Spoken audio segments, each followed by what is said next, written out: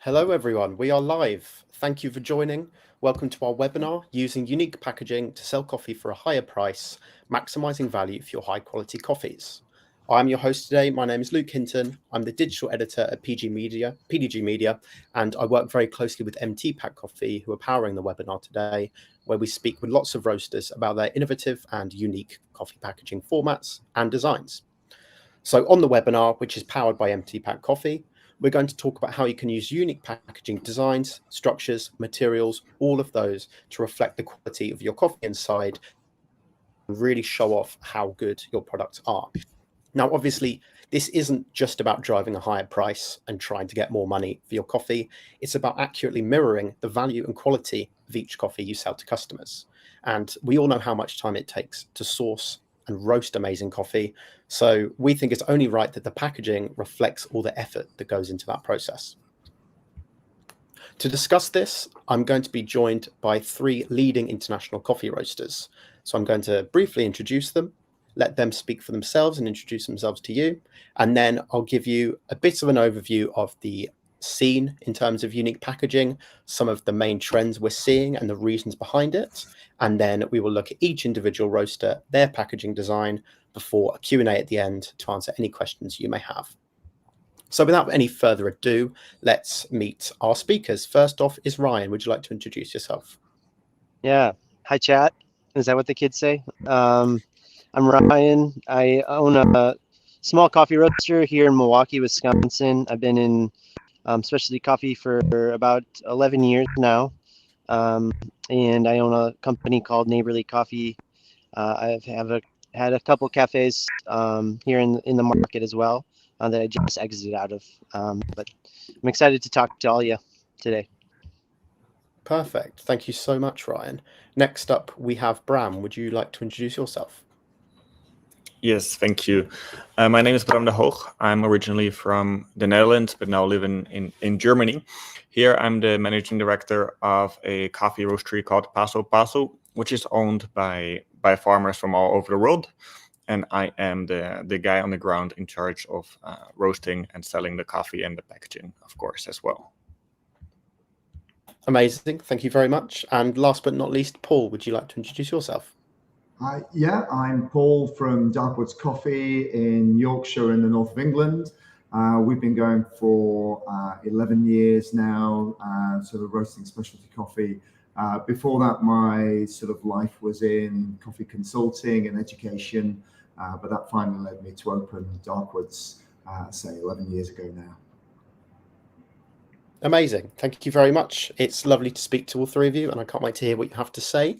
But before we, and here's me, as I said, Luke Hinton, digital editor at PDG Media, and I work very closely with MT Pack and specialty coffee roasters. And I can't wait to speak to you three. But before we do so, let's understand what it is that consumers look for when they're scanning the shelves and deciding which coffee to buy, because this landscape is changing pretty rapidly. So first things first, it's distinctive, eye-catching designs that really win mindshare with customers.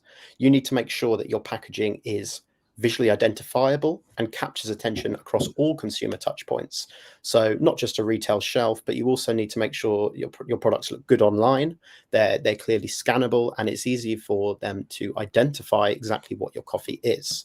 It's easier said than done, but as we'll see, there are several ways that you can really stand out on retail shelves, especially when you see crowded shelves with loads and loads of bags on them from several different roasteries. It's really important that you have that distinction, that one unique thing that makes you stand out. So we'll look at that very deeply, which kind of ties into our second point there, which is about how your packaging looks. In particular, we're speaking about a clear identity behind your roastery. So making sure that your products are clearly identifiable, that consumers will try your coffee once and then want to stick around and try it again another time. We found in our research that 75% of consumers across consumer packaged goods are more likely to buy again from companies that stand out for their branding and appearance. So if you can nail that with your packaging design and then the coffee inside is just as good, then you're onto a winner for retaining customers. And the last trend we've seen in recent years, the past 5 years or so, is a real shift towards sustainability. It's more than just a buzzword now. It's something that consumers care about on every level, from sourcing the coffee itself to how they dispose of the packaging at the end of the life cycle.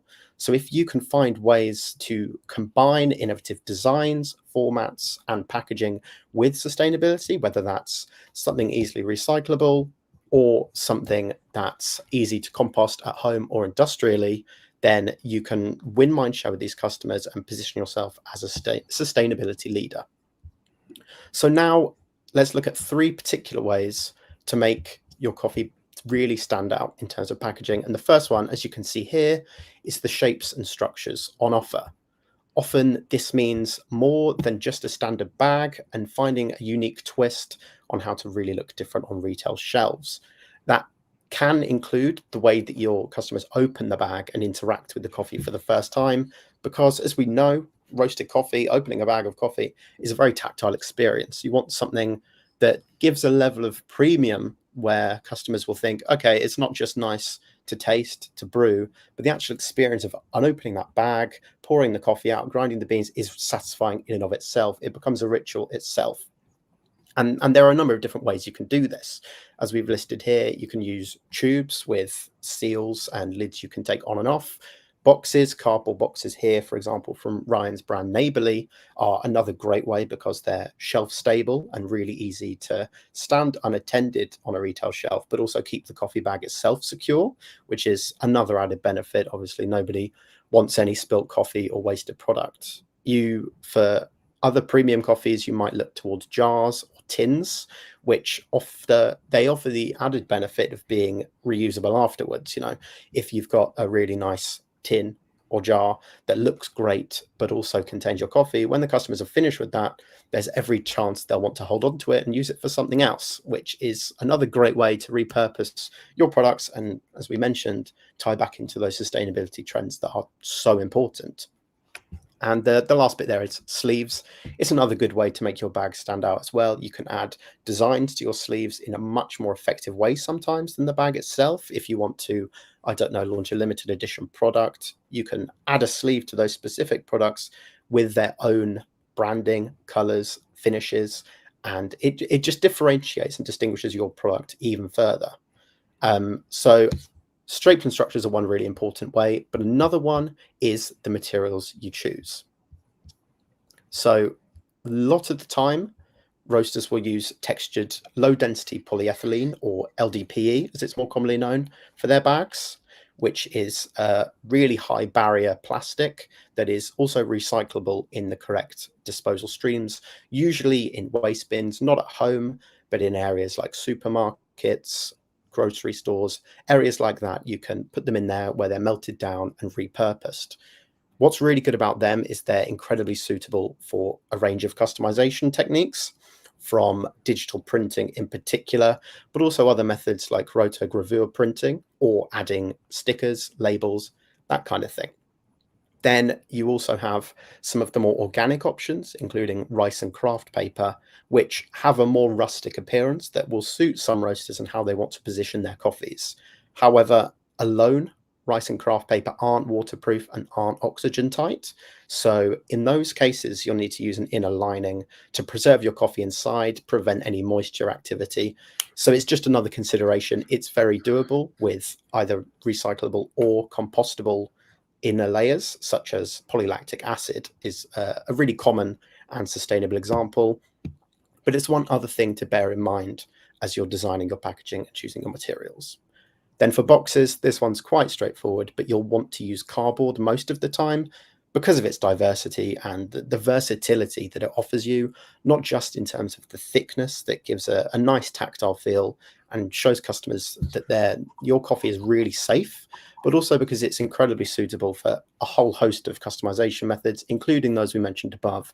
It's really versatile in terms of shape and size. You can format it very easily, but it just elevates your presentation slightly if you're, for example, packaging an LDP bag inside a box. It adds another veneer to the experience that is so important for winning mindshare with customers.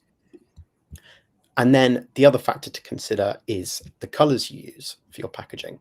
we've seen in recent years that specific colors can be really closely associated with certain flavor notes. So it becomes a way of wordlessly communicating how your coffee tastes and what customers can expect from your coffees before they've even picked up the bag or the box and read the information on it. For example, as we've said here, pink colors are often associated with sweetness and fruity notes, while colors like yellow are more citrusy. And it is, as I say, it's kind of a wordless language that allows you to instantly strike a chord and show customers what to expect. Because, as we know, if you walk into a grocery store and look at the coffee aisle, there could be tens and tens of bags, all different colors, all different designs.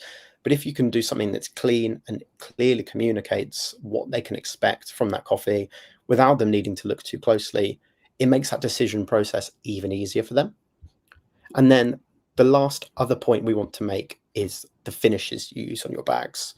Often you'll see bags with really nice glossy finishes that look incredibly clean, but you can play around with your design as well. For example, you can use matte finishes, which offer slightly more texture. It's a more tactile experience when customers pick up the bag, which is another really important factor of consumer psychology. If you think about it, if you're looking at a shelf and you pick up a product and it feels different from the rest, just in your hands, regardless of its design, it feels distinctive in your hands. Consumers are automatically going to make a link there between your coffee and the experience they had looking at the shelves.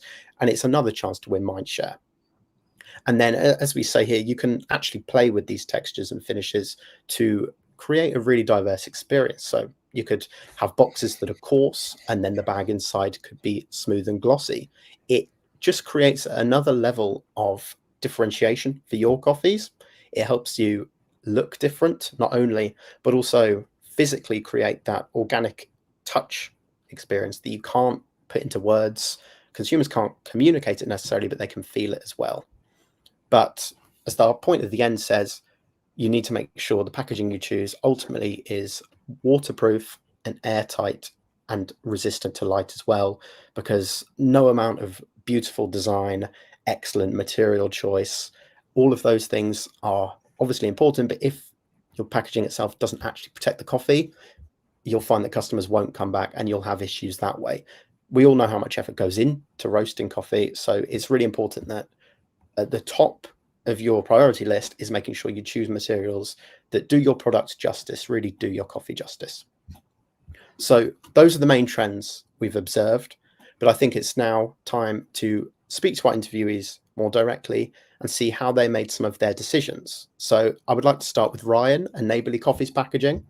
I was wondering if you could talk me through the design of your coffee packaging, how you decided upon it, and what you think really makes it stand out to customers.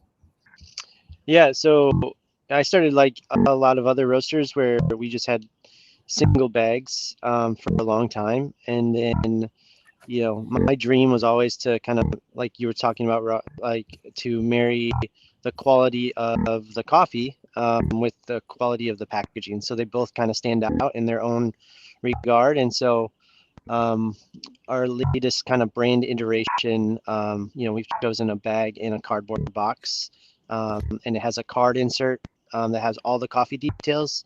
In my opinion, whether it's right or wrong, you know, there's certain consumers that want all of the information about the grower and the varietal and the elevation and the tasting notes, and so we kind of hide all that underneath.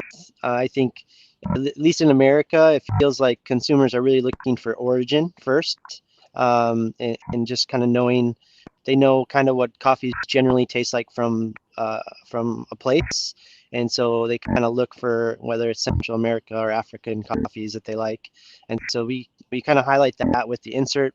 And so that's kind of how we made some of the decisions we did as far as the packaging goes. So, you know, and then the hope and the dream was like the quality of, you know, the sourced coffee and roasted coffee, and the packaging all kind of makes the whole thing stand out.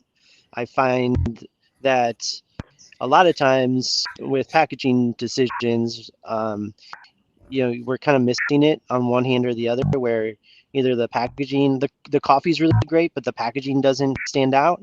And so that those roasteries are kind of put to the wayside a little bit, and unless consumers aren't gravitating towards the packaging, even though the coffee's really great. Or the opposite can happen, where the quality of the product inside the coffee itself isn't as great as maybe the design and the packaging. And so our hope was always just to kind of like, let's marry those worlds and do a good job at that. And so that's kind of, this is where we're at, and hopefully hopefully that's translating, and hopefully people are getting that. So yeah, that's kind of where we're at. Yeah, amazing. One question I had, and these two pictures illustrate it quite nicely, is the different color choices that you make for your boxes. Yeah. I was wondering if you could speak a bit more about why you selected specific colors for specific coffees, and what the thinking was behind that, and how that can communicate certain messaging to consumers. Yeah, for sure. I don't know, the one on my left, the black box here. Black as kind of an industry standard. These are kind of like, I feel like the black packaging has kind of been the reserve lines, or the nicer coffee lines, and kind of have been kind of the black colors. And so these, we call them our weekender coffees. And so they're kind of the coffees that you want to sip and savor or share with others, and you kind of want to sit down with them. And so they're kind of our I don't like putting coffees in tiers, but they all have their place. And so these are just kind of the nicer single origin coffees as part of our lineup. And so we chose this black box. You can't see it on the picture, but it does say Neighborly. It's an embossed Neighborly font, but it's just kind of like all blacked out, really sleek, matte finish. And people really gravitate to those boxes. I find in the retail format that people they grab those first, just because you can't really see Neighborly, and so you got to kind of, it's tactile, you got to touch it and you got to feel it. And then the other one, like the off-white or the beige color, and the red pop is, we're in Wisconsin, we're really big sports people. And so part of the reason for that red is the University of Wisconsin is red and white. And so, for our local market, it was kind of homage to kind of our sports scene here.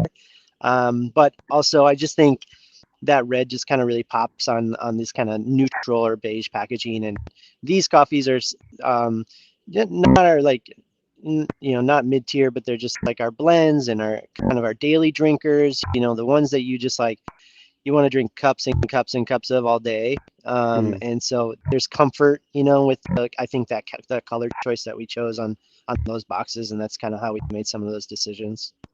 Yeah, amazing. And then also on these boxes, you did touch on it briefly, but I want to take a bit of a closer look at these tasting cards that you use. Yeah. Now, I believe I'm right in saying that they actually slide up from the box. Yep. Could Yes, you speak correct. to me a bit more about that? Because that is fascinating. Yeah, so we, with the box manufacturer, we have them, cut a slit into our cardboard boxes that fit. Well, we designed it so it has all the coffee information on the front. So it's got a little snippet about whether it's the producer or the blend, or just something about the coffee that's in the box. It has the producer, the growing origin information, elevation, varietal, all the stuff the coffee nerds would want. People like us that would want on the coffee, tasting notes. And then if you slide it up, you can kind of get all that. And so from a consumer standpoint too, there's even before you purchase, there's this interaction with the coffee, even before you get it home and grind it and brew it.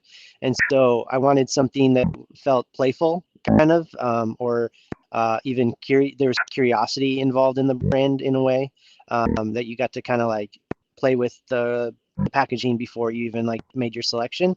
And then on the back of the card, it's a double printed card, and on the back it looks like a postcard. So there's like a little stamp with a digital image of a character, and then we handwrite a note. I know it's very this is unsustainable, but I handwrite a note to each person that buys one of the boxes about that coffee, or about why I think this coffee is really great, et cetera, et cetera. So all our online orders are personalized. So it'll say like, say like, Roger, I think you're going to really love this coffee. I really love X about it. And so it's really fun. And then the idea is like you can collect them, like collect the cards, almost like trading cards or baseball cards or Pokemon cards today's world, or you can give them to friends because you're like, oh, I really love this coffee. We've put discount codes on them, so then you can kind of give them to a friend, or kind of be the idea of like being neighborly, kind of giving them to your neighbor so that they could kind of get a discount on a coffee that you might think that they would love. That's amazing. I really like the idea of leaving a little note and it making it a neighborly community aspect where you're really incentivized to share the experience. I think that's another great way that you can build a community around your coffee and stick out to consumers in that sense. Do you agree? Yeah, for sure. That's kind of the whole idea about the brand, is just kind of like, coffee is the vehicle for community and for sharing. And I think,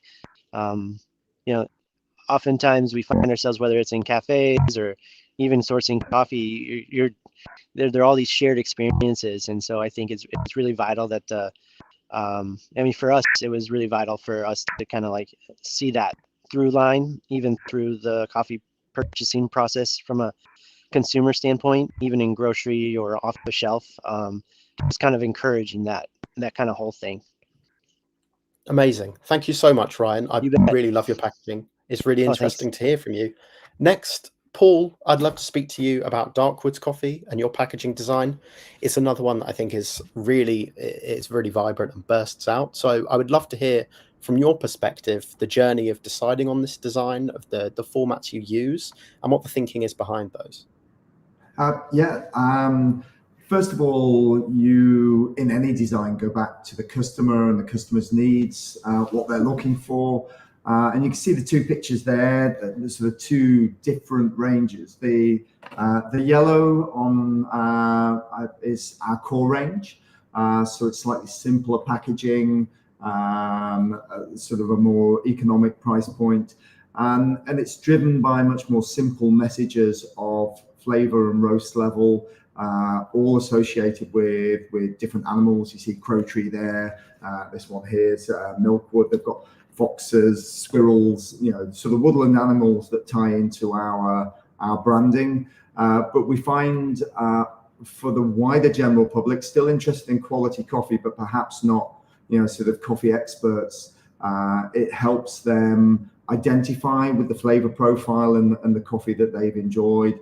People will come back and they say, oh, I want the crow, I want the fox. Or, they'll not refer to a coffee terminology. They'll want something simpler to engage with and remember. On the packaging there, it's a fully home compostable material sort of now. So we got rid of the resealed strips, which are often sort of plastic based. Replace them with a plastic clip, but at least that now they can be retained and used bag after bag. And most people who come to buy their coffee here, or with people who cafes who sell our coffee, they'll offer the clips at the checkout. So if someone's already got one, there's no waste of materials there. And if those clips find their ways on bags of peas in the freezer or whatever, fair enough, as long as they've got a home and they're not sort of single use on that side of things. So that's one market, and all the terminology, all the wording on that sort of packaging, all the way it's presented are designed around how that sort of customer engages with the coffee. The producer series, the pink box there, is much more of a sort of experienced coffee purchaser, someone who's looking for something sort of elevated in what they're after from coffee. And so there we do start to use more coffee terminology, very simply and easily laid out. So you've still got simple flavor notes, but you've got a color dot system for explaining the different processes the coffee has been through. You've got all these sort of roast and varietal sort of names there. And I mean, you've just got one there, but they're in three different sort of colors. What we call field is in a brown box to indicate more sort of chocolatey, perhaps more coffee sort of obvious flavors, nutty, sort of chocolatey sort of flavors, an easier sort of purchase for someone coming into a more single estate sort of coffee world. City represents the more fruit forward but fresh everyday sort of coffees. And then Cloud is in a pink box, much more funky ferments, co-ferments, the more unusual ones. So the pink, as you say, with the color recognition, lies to flavor as well, but also it's kind of a warning to those more traditional coffee drinkers who might not get on with some sort of funky co-ferment in this sort of box. And all the boxes have artwork that again aligns with the branding. So all of the artwork is block print, so carved out of wood and printed on the box, not individually. They are printed printed a little bit more easily than that. But then as you sort of open the box, they kind of layer up with more information on the coffees and on the details. But also, once you take that band off, there's lots more sort of information about the brand underneath as well. So you use every space to give as much messaging as you want. Keep it simple for that shelf decision, first of all, and then layer that information further and further for the appropriate sorts of customers. So simple messaging on the core range, much more detail on the more sort of niche producer series that we've got. So, but the main thing is both the packaging and the language and the imagery. Everything is orientated around that specific customer and how they're going to engage with your coffee. That's really interesting. One thing I would love to hear more about, as you just showed with the producer series boxes, it's kind of a gradual experience of slowly unpicking more information out about each coffee as you go through the box, open the sleeve, that kind of thing. What was the process behind designing that and making sure you were feeding information to customers in a way they were ready to engage with, but didn't feel too overwhelming? Yeah, so first of all, we wanted to get an aspect of lifestyle branding onto the box, so hence the artwork. A lot of the time, we just assume that we can put very simple coffee terms on a box or a bag, and somebody understands those and somebody engages with those.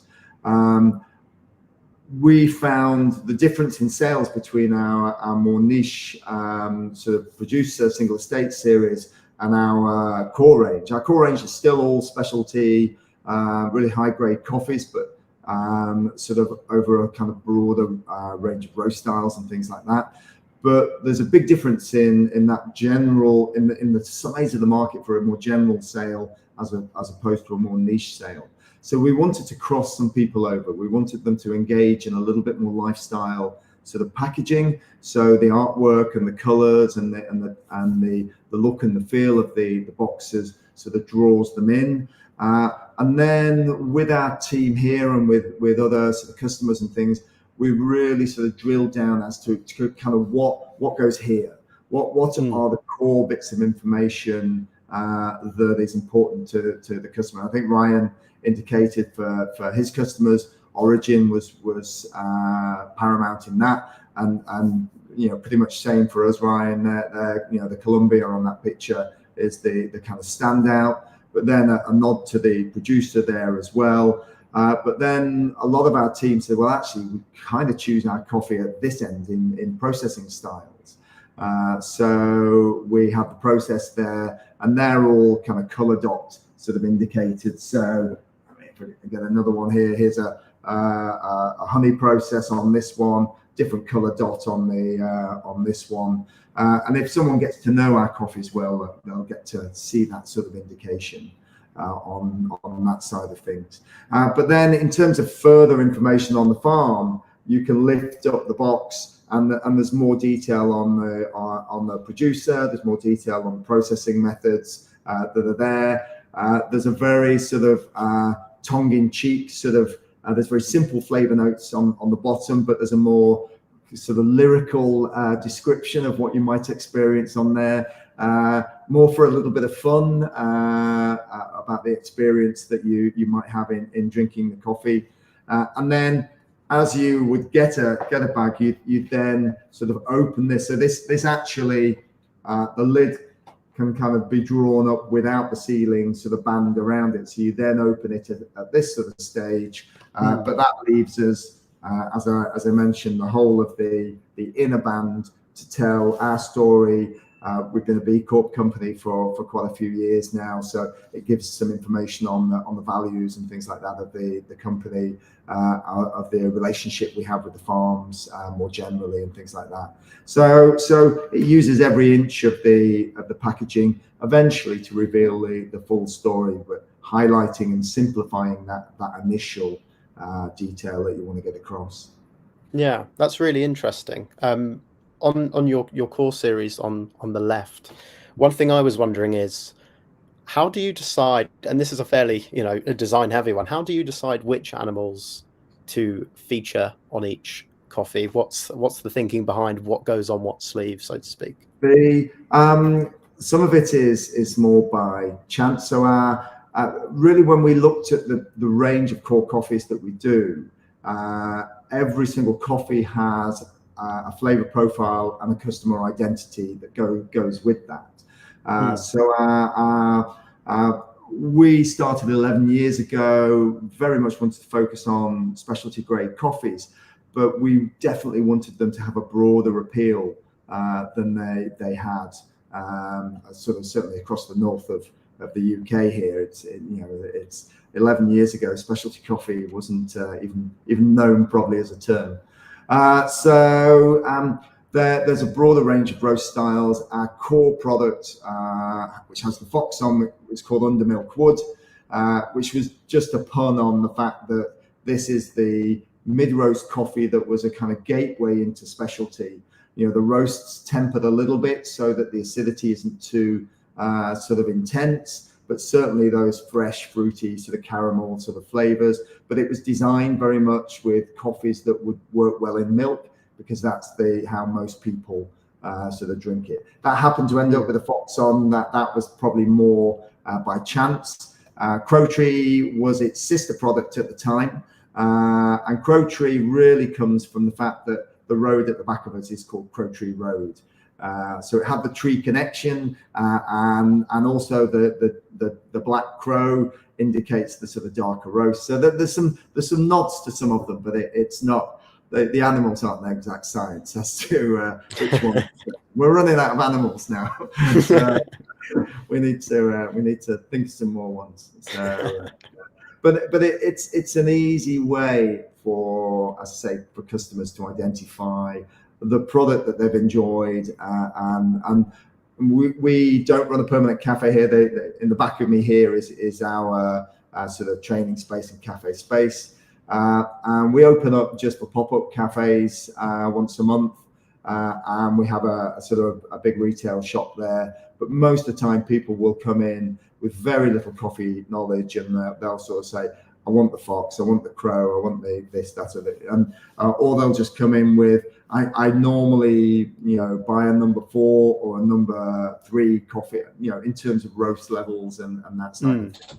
So it's being open to that and not trying to, sort of force them into a sort of specialist sort of market to let the coffee speak for itself, for its quality, but actually to meet them on their terms and speak in their language about, what they're going to enjoy from this coffee. We all experience things. We probably all buy, wines or beers and things like that. We may not be experts, but we want someone to kind of guide us to the product that we're most going to enjoy, and artwork can do that. The right tone and language on a label can do that as well. So how we word every sentence, how we write every bit of information on our bag is all important. You can't just have pretty packaging and not communicate with your customers as to what they're going to experience on that specific coffee. Yeah, that's perfect. Thank you very much, Paul. We will now speak to Bram in Paso Paso, your coffee. I would love to hear more about your design for your bags. How did you kind of land on the colors you use, the designs you use, and the thinking behind it? Thank you. Yeah. So we started with the quest to get packaging that was fully recyclable. Here in Germany, we are the kings of recycling, and we did not want to opt for home compostable yet, as we could not find a solution there that would be applicable in this market. And here, as I said, recycling is very important, and people do it religiously. So we came to plastics, which allow the packaging after it's been done using to not go to a landfill and actually be reused again to be made into other recycled plastics, furnitures, or whatever. But that would exclude us as well from using any labels, because as soon as you use a label on a plastic bag, here in Germany specifically, it will go to a landfill and it cannot be recycled. So we opted for fully printed packaging, and then we said, well, with that we have actually quite some nice opportunities as well. But those opportunities, they came from that quest of looking for fully recyclable packaging. And as our company is owned by 5 coffee producing families, we of course wanted to put them front and center as well. So that's why the biggest print you will always see in our packaging is the producer name, or when it's a blend, the blend name. And we kind of build it from there. So the packaging, you can see it exists from 2 parts. There's the label part, bottom center, that is not a label, but it kind of looks like a label with the information, and then the art part. First of all, the art comes from first the landscapes. So the landscapes are the actual farms. So those are pictures I've taken at the farms, and we've digitized them. So you could take that packaging back to the farm, and you can see the mountainscapes reflected there. And then, as you may have guessed it, indeed the colors are inspired by the flavors as well. So I cup the coffee. Usually these would be PSS samples. When we are deciding on new releases, I cup the coffee, I describe the coffee to our designer, and she does the amazing job of translating that into these colors. So the one on the left here, the Diego Robelo Centro Americano Anaerobic Natural, that is a natural anaerobic coffee, has a lot of strawberry taste, a little bit of that winey as well, very fruity, and that's very well expressed here in the colors. The one on the right, Ethiopia Washed, that's much more fresh, much more citrusy, much more delicate, and the blue and yellow do a really good job at reflecting that as well. And I think we've done maybe over 25 different coffees at this point. It's been going for almost 2 years now. And when you put them all next to each other, it looks like an amazing palette of colors. And each time we bring out a new coffee, it comes with a new packaging, with a new color scheme. And it's always just a joy to receive the new printed packaging as well. And people do really get it, that the colors are related to the flavor. Sometimes at the festivals we tell people, but I think people instinctively kind of know and really gravitate towards the coffees. We do also have the darker roasts, and those come with much darker colors. The chocolatey ones always have chocolate brown, and that is the main color people gravitate towards when picking a coffee. Once the people get to know our system and our coffees, they do let them be inspired by other colors as well. And when people are really uncertain when making a purchase, I just tell them, just pick your favorite color, and you'll probably love the coffee as well. So that color scheme is very, very important to us. Amazing. And then, of course, oh, sorry, carry on. Yeah, no, so yeah. So and then the other part, which is the information part, is the thing people usually see after spotting the color. So we do, once you walk into a coffee shop, we want you to see our packaging the moment you walk in, regardless of where the shelf is located. So the colors really make that pop, especially when there's multiple next to each other. Then once you get closer and you pick it up, then you can see the information, and we wrote down all the essential information here on the front, which is the producer name, and then variety plus process as a subtitle, then roast level, tasting notes, region, score, and the farm name as well. We put the farm name smaller because we really want to put the focus on the producer, especially as well because we only work with 5 coffee farmers, so we often have different coffees from the same producers, so people can see I like this farm and really start to create as well this knowledge of, hey, which farmer did I like the coffee of, and create that repeat business even within our own portfolio, or entice people to try coffee from a different farmer. At some point we had 4 different coffees from Diego Robelo on, and people really like that exercise as well, to know it's the same farm, it's the same producer, and try those coffees side by side, and then even see like, oh wow, trying it side to side, I can see as well how you got to those colors and those flavor notes. Yeah. Then we have the QR code is then designed for people to scan, go to the product page, and learn more about the coffee. So there is a bit of we call it information funnel, where people, the packaging catches their eye, then they read the information, then perhaps they make a purchase at home, they scan the QR code and can continue to learn about the coffee. So it's a step-by-step process, as Ryan also said, like you first get this information that kind of catches your eye, and then if you want to learn more, you can always learn more if you want to. That's really interesting. I was actually going to ask about the QR codes, because I think in recent years they've become one of those new developments in how roasters can communicate information on packaging in ways that capture audiences across touch points.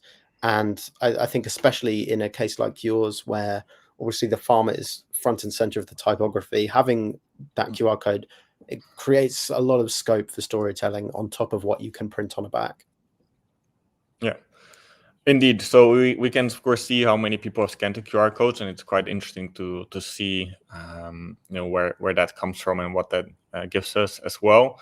Because we do really want everybody to really get to know the story behind our roastery and create value in that way, and create that loyalty as well with them. If they just buy the coffee once and have no way to learn more about us, then it is less likely they will buy a bag from us again. And yeah, there was one other question I had. You spoke about Diego Robelo and his coffees. I was looking on your website, and one of the coffees from him, the bag is completely white with subtle shading.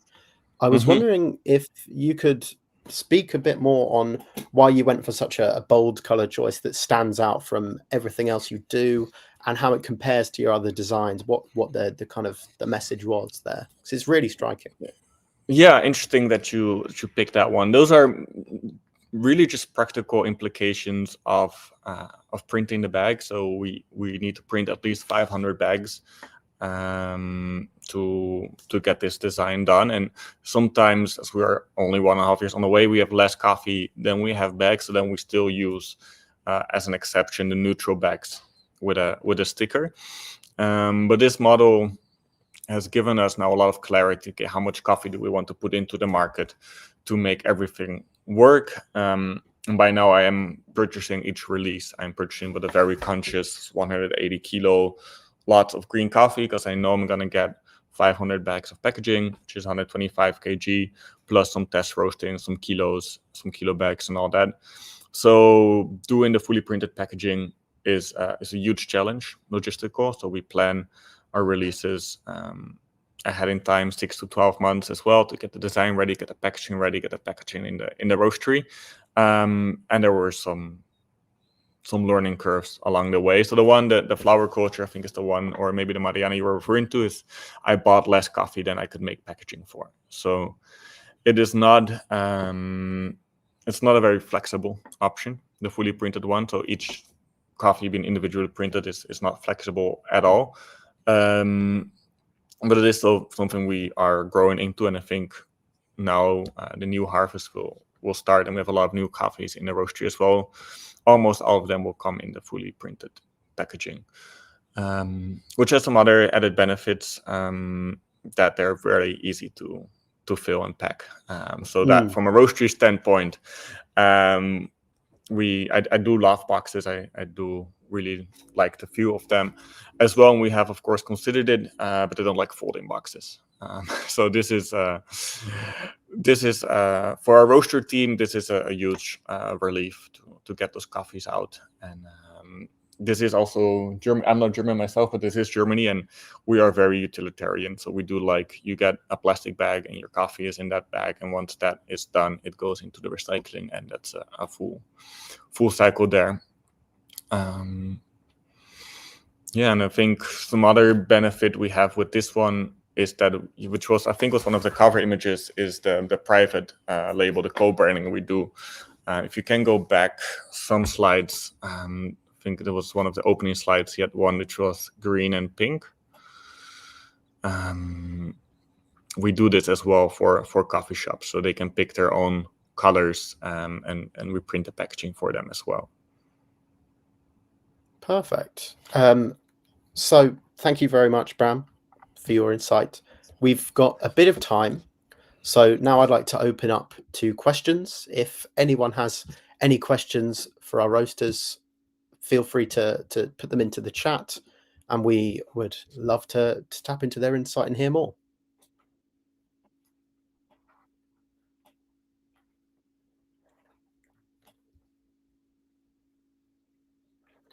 So here's the first question from Roger Smith. Do any of the roasters on the webinar pick a certain color to correspond with flavor, processing method, etc.?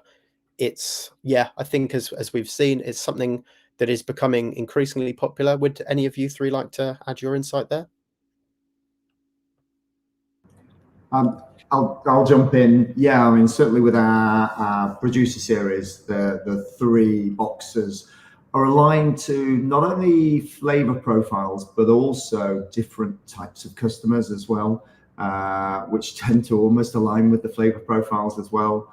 But back to the thing on our core sort of range, they are highlighting our core brand color, and brand identity is also important, as well as the flavor side as well. So a core standout color for any brand can often be useful. Fantastic. Thank you, Paul.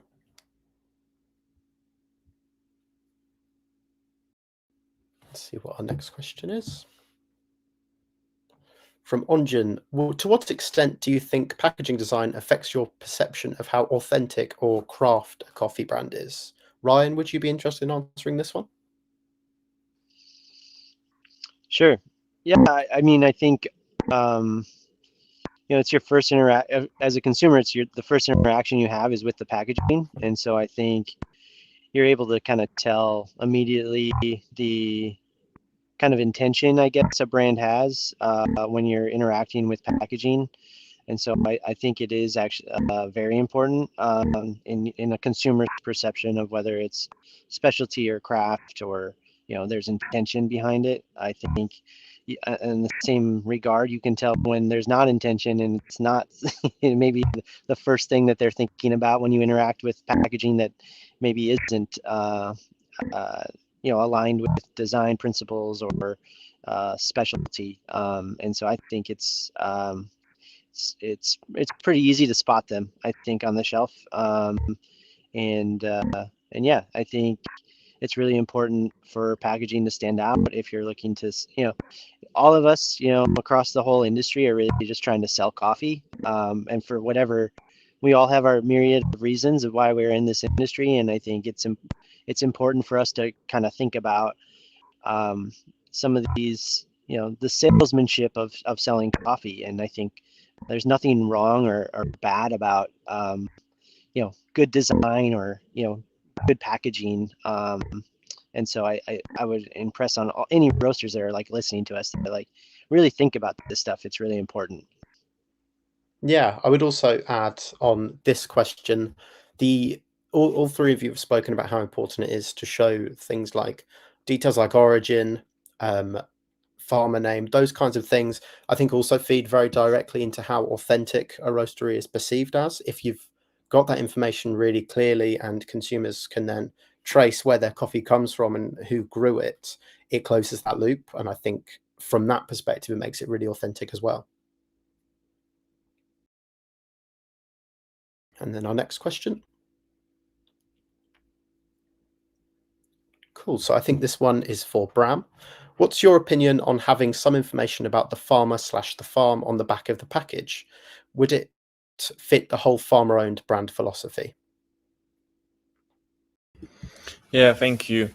On our back, we talk more about what farmer-owned coffee is in general. So I think it's 8 bullet points that we show there, which we talk about interconnectedness and vertical integration, equality, but not about each specific farmer. So that back is always the same. But it invites people to be curious and to scan more. We do have little information cards as well that, for example, for e-commerce, people will get an additional flyer with additional information as well. So the space is a little bit limited there, but we also do kind of want to push people to our website, of course, where they can find a whole lot of information. Perfect. And then our next question.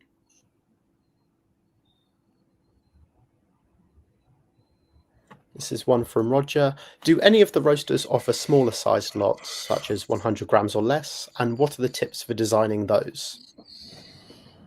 I'll jump in on that one. If you look at a lot of bags, there's a lot of headroom. There's a lot of excess material on a bag. So if I sort of look at ours, they're relatively small and wide. They were designed to have less packaging material. So there's less headroom on the bag. It just cuts out this is a compostable material, but you still want to limit the material completely. So these bags will take smaller amounts sort of quite comfortably. If it goes so small that we don't feel that the band comfortably sort of fits around, we can then sort of just stick at the bag and things like that. So there's ways in which we can manipulate the same bag for different sizes. We're all challenged. Bram was talking about it in terms of how many bags we need to print. Any print process is a challenge because it's cheaper to print in large numbers. So a lot of us have to sort of use a standard bag and then ways of manipulating that standard bag to explain which coffee is which. So for us, it's a band, there's different ways. Ryan was talking about these cards and things like that. So often we are challenged by the fact that we can't have a whole number of different bag sizes. We do, as relatively, a lot of us are kind of relatively small manufacturers, we have to kind of limit how we use those bags a little bit. Yeah, that's brilliant. Thank you, Paul. Then our next question. How do you make sure there's enough information on the packaging, but not too much to overwhelm potential customers? What are the essentials? So I jump on again. So jump in, anyone else. I think that's absolutely crucial that you get that right. And what is too much is different for different customers. And what is right is what that information is essential can be different for different customers as well. So a more general. We've got a lot of customers who love good food. They might buy good bread and go to farm shops and things like that, but they're not coffee experts, and they need a simpler tone and messaging than the people who are going to buy a co-ferment from Sebastian Ramirez or something like that. Those sorts of information. It's important to know the market but even on the kind of relative to the coffee experts customers, it's good to layer that information and flavor leads for us. I think that's what we drink it for. So flavor is one of the most important. But Ryan was mentioning about origin and also if you're going to mention the origin, just like you buy a bottle of wine, say from a particular wine producer, particular vineyard, the producer of this coffee is really important for that sort of consumer as well. Yeah, fantastic. I think we have time for one last question, so let's see what that is. from Carlos. Where does the decision to use boxes along with the packages come from? I think Ryan, you can speak to that. Yeah, so in our case, it was just, trying to elevate, I think, the packaging, right? So, and to stand out on the shelf for the consumer. Like we've all kind of talked about, there's, bags of coffee. There's nothing new with that. And now you're seeing the trend with boxes. There's a lot of boxes out there. And I think, I'm interested to see what kind of the next evolution of packaging is in coffee, to see what kind of it helps coffee stand out on the shelf. But for us, it was just it kind of reminds me of a present at Christmas time, like when you're kind of unwrapping this box and getting this bag of coffee out, there's just another layer. There's this tactile experience that's involved with it. And I didn't invent it. None of us invented coffee bags and boxes. For me, I think Stumptown was like the one that I remember having, or like the card was, from Stumptown. They had like the slit card in a bag, I think, and then boxes. Like I remember Onyx had the box, their first iteration of the box, and so nothing any of us are doing is new. Like nothing's original, I think, but we're all just kind of putting our own voice and our own spin on it. And so that's kind of like where I think box packaging is kind of coming from, is you're taking from other industries and seeing how are they offering their products, and seeing how can we incorporate that into our design and packaging, and in practical and in sustainable ways for coffee. And so I look a lot into the beer world or the wine world and see like we were talking about, what information are they putting on their packaging, and how are their consumer behaviors interact, like how do I interact with those products, and try to envelope everything into that. And so that's a long-winded answer to say that's kind of how I got to boxes. Thank you so much. If I can, go on. I don't know if Carlos is pertaining to the fact that do we need it? Is it over packaging? And I think that's a good thing to question. It's something we question, and we only move to boxes on our kind of premium sort of ones. Don't think we'd look at boxes on the core range. We made sure that the boxes were of a fairly light card, so that it wasn't over packaged. But also there is the possibility, and some people sometimes ask for essentially a naked bag, just the bag rather than the box sort of with it. But it's a hard decision as to whether a box is necessary, and I don't think it's right for all coffees for all customer types. Great, thank you, Paul. I know we have a few more questions. I'm really sorry, but we aren't unfortunately going to have time to answer those now. That is our slot. I would like to thank all three of you, Bram, Paul, Ryan. Thank you so much for your time, for sharing your insight, and for answering our questions. And thank you to everyone attending for joining us, for asking your really interesting questions, and for engaging with the webinar. So thank you all so much, and we will speak to you very soon. Thank you.